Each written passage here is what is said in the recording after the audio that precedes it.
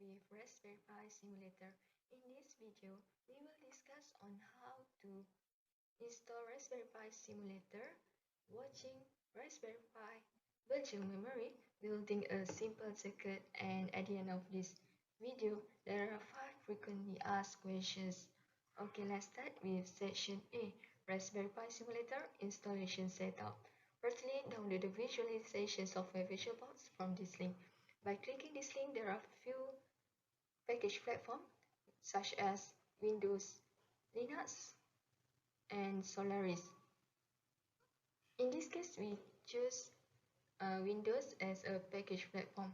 After finish the download, we install VisualBox on computer, and next download the Raspbian OS image from this link. The next step is load the Raspbian virtual image in VisualBox and click New here. After click New, follows all parameters such as name pixel, types Linux, version Debian 32 bits, memory size 1024 MB, and click Create. Next, click on Start to launch Pixel in virtual machines, and finally Raspberry Pi desktop environment is ready to use on computer. Alright, now that we have installed and created our Raspberry Pi simulator, let's launch the simulator in the virtual machine. To launch, click Start. As you can see, this Raspberry Pi simulator is already running. So then, to set up the GPIO emulator, press this terminal icon. So in this terminal, we can type in this command.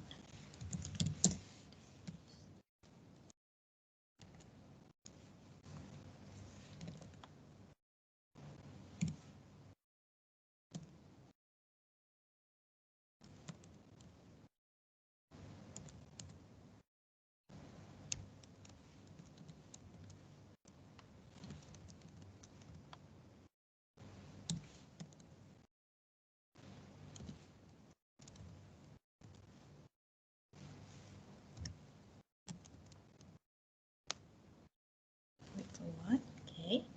Now to unzip the file, type in unzip and the file name.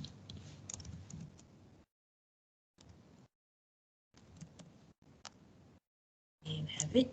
So now the Raspberry Pi simulator environment is ready to use. So for section C,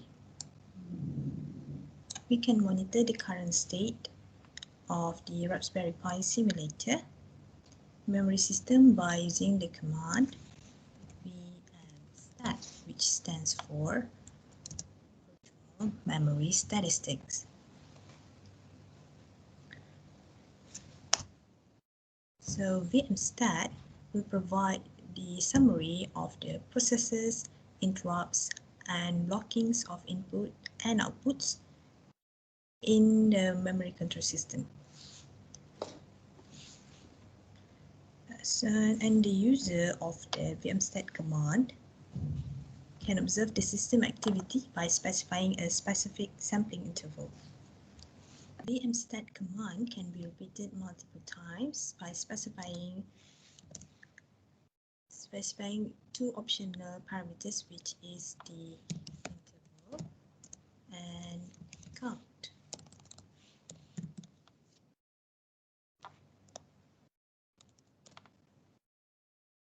So interval is the time interval in seconds and can limit the number of repeats to a specified count.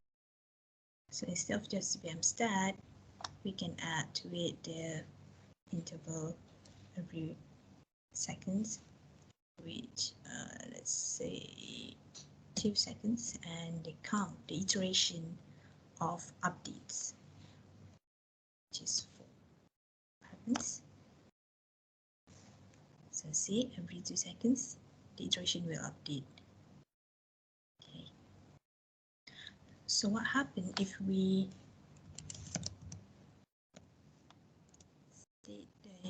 interval, but not the count. We did not specify a count for iteration. So let's see 2. So with 2 seconds interval and with no count limit.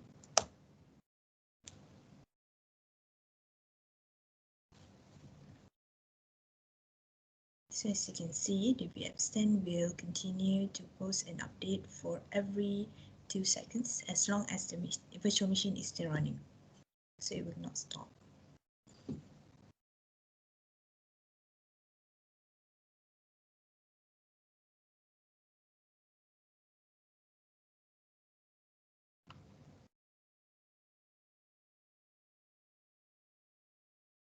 So as you can observe here, the vmstat has multiple columns and each column has its own meaning.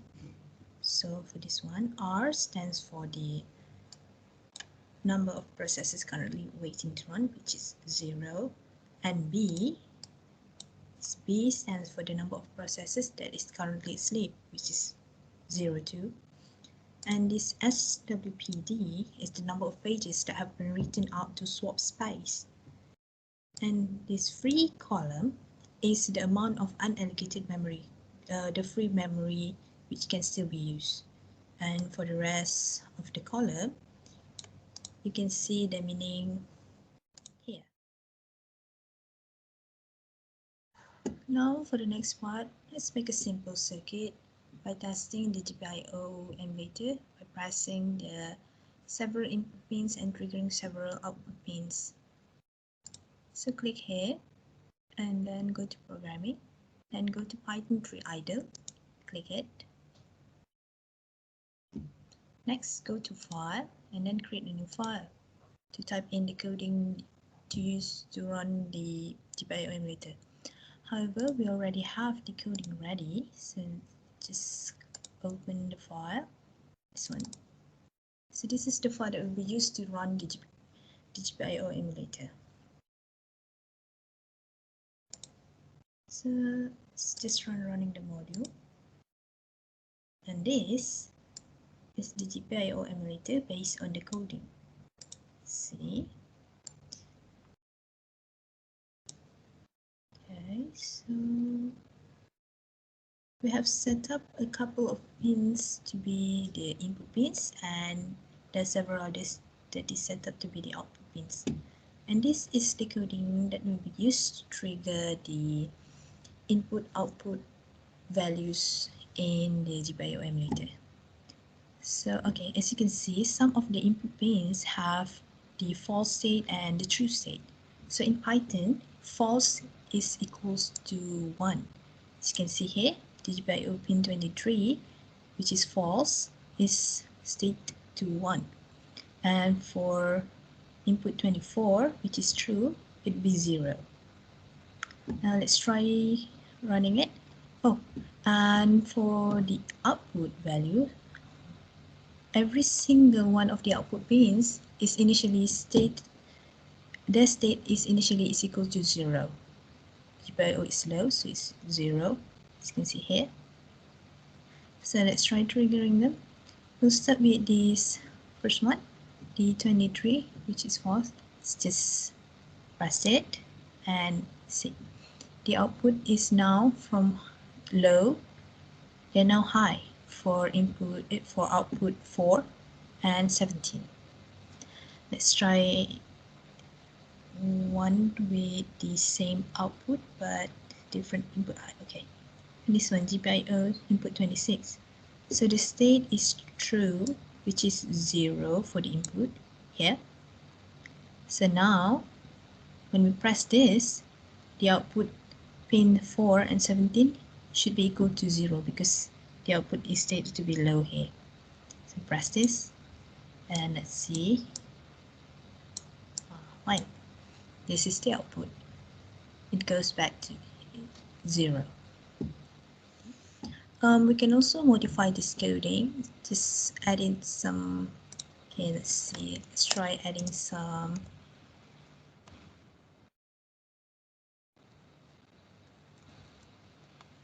new output, say pin 9.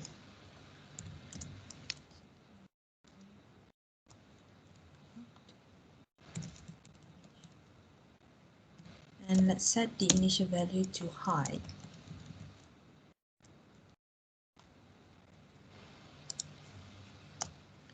Next, let's see if we can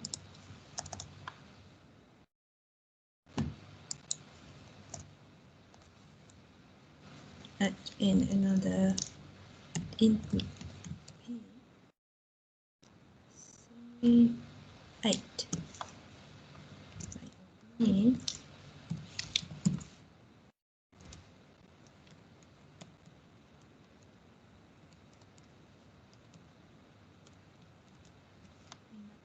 Set the initial value of this input pin to high.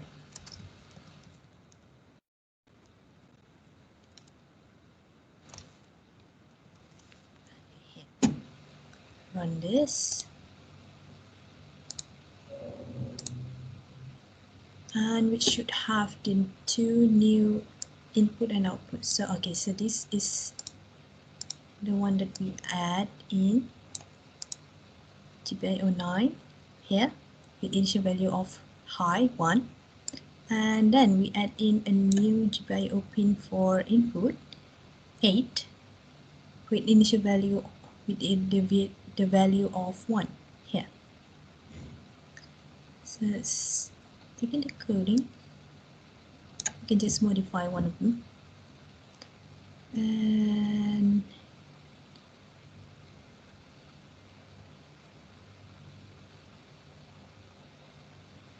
let's go here.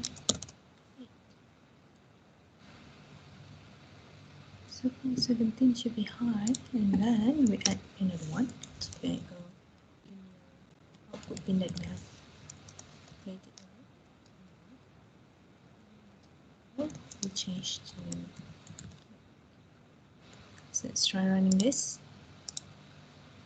Okay. Okay, so now this is okay.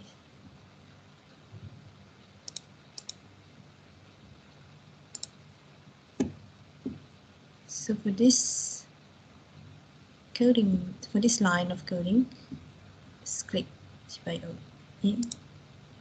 So as you can see it changes from 0 to 1 for both 4 and 17, and this one is changed from 1 to 0 for GPIO 9.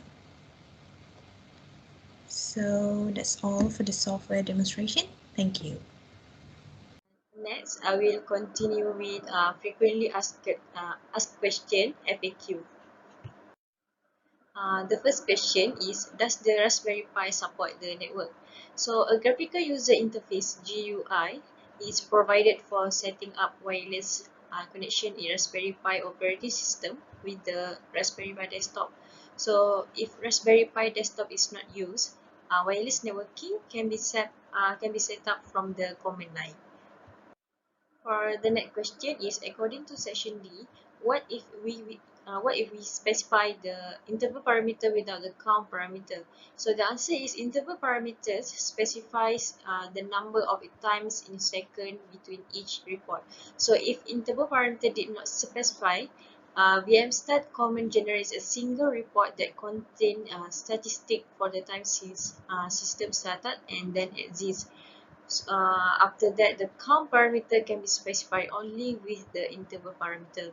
If count parameter is specified, its value will determine the number of reports that are generated and the number of seconds apart. If interval parameter is specified without the count parameter, reports will continuously generated. Other than that, in section E, why simulator button GPIO 15, GPIO 23 and GPIO 24 are only being pressed? So because of we only set this GPIO as input or output, if other pin wants to be pressed, the pin needs to be set first in the command. But not all pins can be used as input or output. We need to see the GPIO header first. So for simulation, we cannot press pin that are not set at first. Same as your Raspberry Pi, that Raspberry hardware, nothing will be happened if we did not set the pin that we want to press. For question number 4, Raspbian is derived from Debian, which is official operating system for the Raspberry Pi boards. Does Raspbian only working in Raspberry Pi boards? The answer is Raspbian is not only working on Raspberry Pi boards, because we can install it on the standard computer. In fact, there is a Raspbian desktop version just for that. Besides, Raspbian desktop can be directly installed on a virtual machine to allow us to do experiment and test Raspbian directly from computer, just as on Windows, Linux or Mac. For question number 5, what is VMstat and it is important in system monitoring? The answer is VMstat is a built-in Linux system monitoring tool. Its primary job is measuring a system usage of virtual memory. In addition, when Linux uses virtual memory, it spends more of its CPU cycle on managing virtual memory swapping. This means the Linux system administrators must pay attention to a server memory usage. Since virtual memory has a big impact on system performance, VMstat is essential for monitoring it. In addition to monitor virtual memory pegging, VMstat also measures processors, input-output, CPU, and also disk scheduling. We answer question number 5. Now we move to question number 6. How to run Raspberry Pi OS in a virtual machine on Windows, Linux, or Mac? The answer is VirtualBox, VMware, and QEMU are three solutions to virtualize a Raspberry Pi. These emulators can run Raspberry Pi OS on a standard PC running Windows, Linux, or Mac. Thank you. That's all from